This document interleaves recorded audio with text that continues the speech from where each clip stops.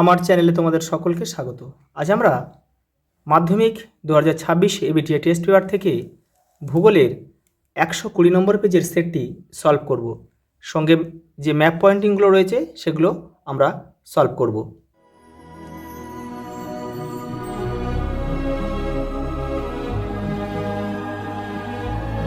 দেখো, প্রথম প্রশ্ন দেখো, কুঞ্চিকল জলপ্রপাতটি রয়েছে ভারাহি নদীর উপরে। এটা কিন্তু কর্ণাটকে অবস্থিত। পরেরটা দেখো, একাধিক বারখান পরস্পর সংযুক্ত হয়ে তৈরি হয়েছে আকলে বালিয়াড়ি। ইনসুলেশনে তাপের প্রভাব সবচেয়ে বেশি পড়ে ক্রান্তীয় অঞ্চলে। এই ইনসুলেশন মানে কি বলতো? সূর্যরশ্মির তাপীয় ফল। পরেরটা দেখো, ফ্রান্সের রোন উপত্যকায় প্রবাহিত শীতল স্থানীয় বায়ু হচ্ছে মিস্ট্রাল। পরেরটা দেখো, মোজাম্বিক ও মাদাগাস্কার স্রোতের মিলিত প্রবাহের নাম হচ্ছে আগুল হাস স্রোত। উল্কাপিণ্ড পুড়ে ছাই হয় কোন স্তরে? মেসোস্ফিয়ারে। পরেরটা দেখো, ল্যান্ডফিল থেকে উৎপন্ন হয়, দেখো মিথেনও হয়, আবার অ্যামোনিয়া হয়, তোমরা যেটা খুশি করবে। আমি মিথেনটা করলাম। পরেরটা দেখো, ভারতে হিমালয়ের সর্বোচ্চ শৃঙ্গটি হল কাঞ্চনজঙ্ঘা। এভারেস্ট কিন্তু এটা ভারতে নয়, এভারেস্ট কিন্তু এটা নেপালে অবস্থিত, সেই জন্য কিন্তু হলো না। আর কেটু কিন্তু কারাকোরাম পর্বতের শৃঙ্গ, এটা হিমালয় পর্বতের শৃঙ্গ নয়। পরেরটা দেখো, আর সান্দাকফা কিন্তু আমাদের পশ্চিমবঙ্গের সর্বোচ্চ শৃঙ্গ। ভারতের একটি লবণাক্ত জলের হ্রদের উদাহরণ কি? দেখো এখানে যে হ্রদগুলো আছে, দেখো লোকটাক, এটা মিষ্টি জল, এটা হবে না। প্যাংগং লবণাক্ত, পুলিকটও কিন্তু লবণাক্ত, কিন্তু দেখো উলার মিষ্টি জলের হ্রদ, আর পুলিকট কিন্তু এটা উপর হ্রদ, মানে পুলিকট হ্রদের সঙ্গে আর কোনো একটা সমুদ্রে মানে বঙ্গোপসাগর কিন্তু যুক্ত রয়েছে, সেই জন্য এটা কিন্তু হ্রদ নয়, এটা হচ্ছে উপর হ্রদ। তাহলে উত্তর আমাদের হবে প্যাংগং, যেটা আছে লাদাখে অবস্থিত। দেখো ভারতের উত্তরতম স্থান কি? একদম উত্তরে কী হচ্ছে? ইন্দিরা কল, যেটা লাদাখ, একদম লাদাখে একদম উত্তরে রয়েছে ইন্দিরা কল। ইন্দিরা পয়েন্ট নয় কিন্তু, ইন্দিরা পয়েন্ট কিন্তু সেটা দক্ষিণে অবস্থিত, সেটা আন্দামান নিকোবরের একদম শেষ প্রান্তে অবস্থিত। যে নদীর উপর হীরাকুদ বাঁধ গড়ে উঠেছে সেটা কি? মহানদী। মহানদী কোথায় অবস্থিত? উড়িষ্যাতে। এটা কিন্তু ম্যাপ পয়েন্টিং আসে মহানদীটা। পরেরটা দেখো, ভারতের পশ্চিম উপকূলের বৃহত্তম বন্দর কোনটা? মুম্বাই। দেখো কলকাতা, চেন্নাই এগুলো সব কিন্তু পূর্ব উপকূলে অবস্থিত। পরেরটা দেখো, দক্ষিণ ভারতে বাজরার অপর নাম হচ্ছে কুম্বু। বাজরা হচ্ছে একরকম দানা শস্য, যেটা কিন্তু আটার মতো আমরা ভাঙিয়ে রুটিও খাওয়া যায়। ভারত থেকে প্রেরিত কৃত্রিম উপগ্রহ হচ্ছে IRS। দেখো পরে কী রয়েছে? শুদ্ধ অশুদ্ধ রয়েছে, দেখো এটা ভালোভাবে দেখে নাও। দেখো ঠিক যেমন নির্দেশ রয়েছে তেমনভাবে করতে হবে, কিন্তু এখানে সু আর অ দিয়ে আমাদেরকে উত্তর দিতে হবে। আমি তোমাদের সলভ, যেহেতু এগুলো শিখছো তোমরা, সেই জন্য আমি কিন্তু এগুলো সলভ করে দিলাম, যেগুলো ভুল আছে এগুলো কারেকশানও করে দিলাম। পরীক্ষার খাতায় কিন্তু তোমরা কারেকশান করবে না, শুধু শুদ্ধ আর অশুদ্ধ লিখলেই কিন্তু উত্তর হয়ে যাবে, সু আর অ। দেখো ভাগীরথী ও অলকানন্দা নদীর মিলনস্থল হলো রুদ্রপ্রয়াগ, এটা কিন্তু অ হবে, মানে অশুদ্ধ। তার মানে এটা হবে কি? এটা রুদ্রপ্রয়াগ না, এটা দেবপ্রয়াগ হলে সঠিক হতো। ভূমধ্য সাগরীয় অঞ্চলে বেশি বৃষ্টিপাত হয় গ্রীষ্মকালে, এটাও কিন্তু অ হবে, অর্থাৎ এটা অশুদ্ধ, এটা ভুল আছে বাক্যটা। তাহলে এটা কী হবে? এটা শীতকালে কিন্তু এটা বেশি বৃষ্টিপাত হয়। পরেরটা দেখো, নিরক্ষীয় অঞ্চলে সমুদ্র জলের লবণতা সর্বাধিক, এটাও কিন্তু অশুদ্ধ হবে। তাহলে এটা হচ্ছে ক্রান্তীয় অঞ্চলে সমুদ্র জলের লবণতা সর্বাধিক হবে। দেখো পারদ ও জলদূষণের প্রধান ও গুরুত্বপূর্ণ ভূমিকা নেয়, এটা কিন্তু শুদ্ধ হবে। দেখো ভারতের প্রায় 60% মানুষ হচ্ছে প্রাথমিক কর্মকাণ্ডের সঙ্গে যুক্ত, এটা অ হবে। দেখো বিভিন্ন বইয়ে কিন্তু, বিভিন্ন রাইটারের বইয়ে বিভিন্ন রকম তথ্য রয়েছে, আমি এটা তোমাদের সমরেন্দ্র মোদকের বই থেকে যে তথ্য পেয়েছি সেটাই আমি দিলাম। এটা হচ্ছে 65% রয়েছে, সেই জন্য আমরা এটা ভুল করলাম। তাহলে এটা হবে কি? 65% হবে, এটা অশুদ্ধ বাক্য হবে।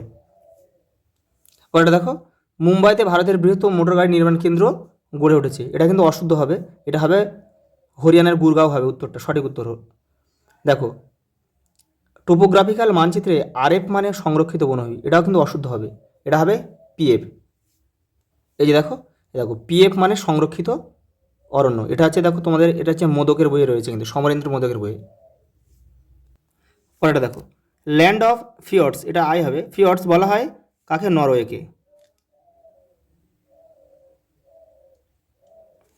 শীতকালে জলীয় বাষ্প ঘনীভূত হয়ে ধূলিকণার সঙ্গে মিশে মিশে তৈরি হয় কুয়াশা। মৌসুমী স্রোত কোন মহাসাগরে দেখা যায়? এটা হচ্ছে ভারত মহাসাগর হবে।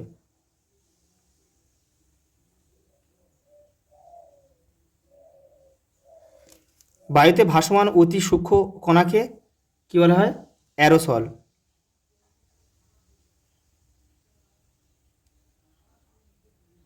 পরেরটা দেখো, বরদৈছিলা কোন ঋতুতে দেখা যায়? এটা হচ্ছে গ্রীষ্ম ঋতুতে।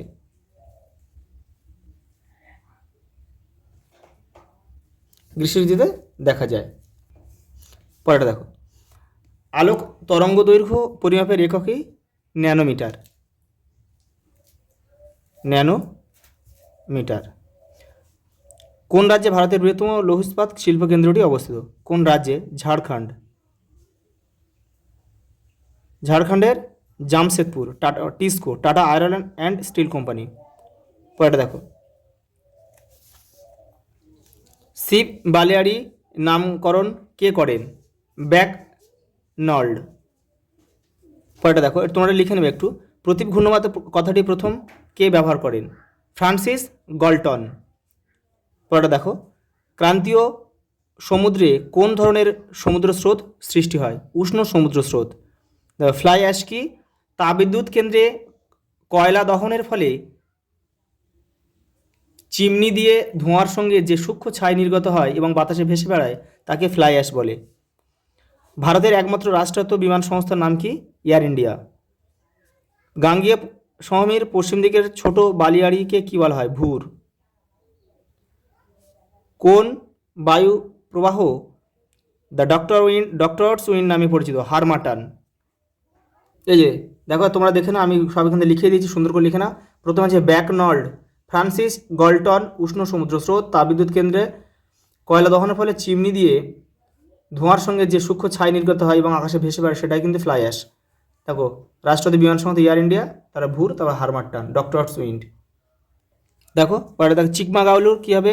কফি গবেষণা কেন্দ্র। তাহলে আমরা কি লিখব? 2.4.1 লিখবো। পরেরটা দেখো, মালনাদ। মালনাদ শব্দের অর্থ হচ্ছে পাহাড়ি অঞ্চল, মানে 2.4.2। পরেরটা দেখো, দিল্লি।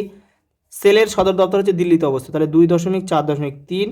আর লখনৌ ইখু গবেষণাগার কোথায় অবস্থিত? লখনৌ, উত্তরপ্রদেশের লখনৌতে অবস্থিত, 2.4.4। এবার আমরা ম্যাপ পয়েন্টিংটা সলভ করব। দেখো, এই যে ম্যাপের উপরে তোমরা তোমাদের রেজিস্ট্রেশন নাম্বার, রোল নাম্বার আর নামটা সুন্দর করে পেন দিয়ে লিখবে, আর ভেতরটা কিন্তু সব পেন্সিলে পয়েন্টিং করবে। আমি তোমাদের ভিডিওটা বোঝার সুবিধার জন্য কিন্তু পেনে করলাম। দেখো, ম্যাপের উত্তর দিকটা, যে উপরের দিকটা উত্তর দিক, নিচের দিকটা দক্ষিণ দিক, ডান দিকটা পূর্ব দিক, আর বাম দিকটা কিন্তু পশ্চিম দিক। এবার দেখে নাও কীভাবে করতে হবে, দেখে নাও। দেখো, এখানে কিন্তু কিছু প্রশ্ন করে ওরা দিতে পারে, সেই প্রশ্নগুলোর উত্তর যদি তোমরা জানো তাহলে কিন্তু ম্যাপ পয়েন্টিং করতে পারবে। দেখো, প্রথমে কী দিয়েছে? নীলগিরি পর্বত। দেখো, ম্যাপ পয়েন্টিং বিভিন্নভাবে করা যায়। দেখো, নীলগিরি পর্বত, দেখো দক্ষিণে অবস্থিত, একদম ভারতের দক্ষিণে। এই যে নীলগিরি পর্বত, এই জায়গাটায় দেখো, এখানে আমি চিহ্নিত করে কী লিখলাম? 6.1 নীলগিরি। এভাবে করলেই হয়ে যাবে। দেখো পরেটা কী দিয়েছে? ভারতের বৃহত্তম পেট্রো রসায়ন শিল্প কেন্দ্র। দেখো, এটা কিন্তু উত্তরটা যদি না জানো তুমি কিন্তু করতে পারবে না। এটা হবে জামনগর। কোথায় অবস্থিত? গুজরাট, 6.2। দেখো, এই যে গুজরাটে এই জায়গাটায় অবস্থিত। দেখো, 6.2 জামনগর।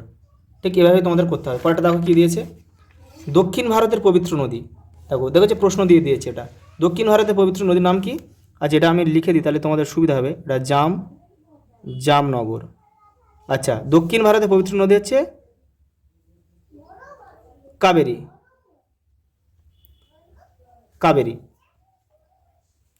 দেখে নাও, এই যে কাবেরীটা দেখে নাও, এই যে ঠিক এই নীলগিরি পর্বতের পাশ থেকে এই যে এই জায়গাটা এসে পড়েছে। এখানে বদ্বীপ গড়ে উঠেছে বলে কিন্তু এই চিহ্নটা দিলাম। আর নদী করলে তোমার নদীর তীর চিহ্নটা দিতে হবে, যে প্রবাহের দিকটা তোমাকে বোঝাতে হবে যে নদীটা কোন দিক থেকে কোন দিকে প্রবাহিত হচ্ছে, বঙ্গোসাগরে পতিত হয়েছে। পরেরটা দেখো কী দিয়েছে? গম উৎপাদক অঞ্চল। গম উৎপাদক অঞ্চল কোথায়? উত্তরপ্রদেশে প্রচুর গম উৎপন্ন হয়। হরিয়ানা, পাঞ্জাব হরিয়ানা করলেও হবে। আমি উত্তরপ্রদেশ করেছি। দেখো এই জায়গাটায়, এই যে গম উৎপাদক অঞ্চল, এটা এই 6.4। এইভাবে দাগনামাটা দিয়ে দেবে পাশে সুন্দর করে। দেখো, উত্তর ভারতের ম্যানচেস্টার। উত্তর ভারতের ম্যানচেস্টার কাকে বলে? কানপুরকে বলে। কানপুর। দেখো, কানপুর এই জায়গাটা অবস্থিত, এই যে একই জিনিস বারবার কিন্তু দেখো ম্যাপ পয়েন্টিং আমি যেগুলো করাবো সব কিন্তু বেশিরভাগ কমন চলে আসবে। একই জিনিস বারবার আসবে, কিন্তু বারবারই তোমরা করবে, করে ম্যাপগুলোকে এক জায়গায় পিন আপ করে নেবে, পৃষ্ঠা উল্টো উল্টো দেখে তোমরা দেখবে প্র্যাকটিস হয়ে যাবে। পরেরটা দেখো, গোলাপি শহর। গোলাপি শহর কাকে বলে? জয়পুরকে। কোথায় অবস্থিত? রাজস্থানে। ঠিক এই জায়গাটা তোমরা করবে। দেখো রাজস্থানের জয়পুর, এই যে 6.6 জয়পুর। পরেরটা দেখো, ভারতের ডেট্রয়েট। ভারতের ডেট্রয়েট কাকে বলে? চেন্নাইকে। চেন্নাই কোথায় অবস্থিত? দক্ষিণ ভারত, তামিলনাড়ুতে অবস্থিত, একদম আরব বঙ্গোসাগরের তীরে অবস্থিত। ঠিক এই জায়গায় দেখো চেন্নাই 6.7। এভাবে তোমরা করবে। দেখো ভারতের আবহাওয়া বিভাগের সদর দপ্তর মানে মৌসুম ভবন। মৌসুম ভবন কোথায় অবস্থিত? দিল্লিতে। এইভাবে তোমরা জানতে হবে, এগুলো না জানলে কিন্তু করতে পারবে না। দেখো দিল্লি, এই যে ঠিক এই জায়গায় দিল্লি অবস্থিত। দেখো 6.8 মৌসুম ভবন, নিউ দিল্লি। পরেরটা দেখো, ভারতের সিলিকন ভ্যালি কাকে বলে? ভারতের সিলিকন ভ্যালি হচ্ছে বেঙ্গালুরুকে বলে। বেঙ্গালুরু। বেঙ্গালুরু একটু লিখে দিলে তোমাদের সুবিধা হবে। ভারতের আবহাওয়া বিভাগের সদর দপ্তর নিউ দিল্লি।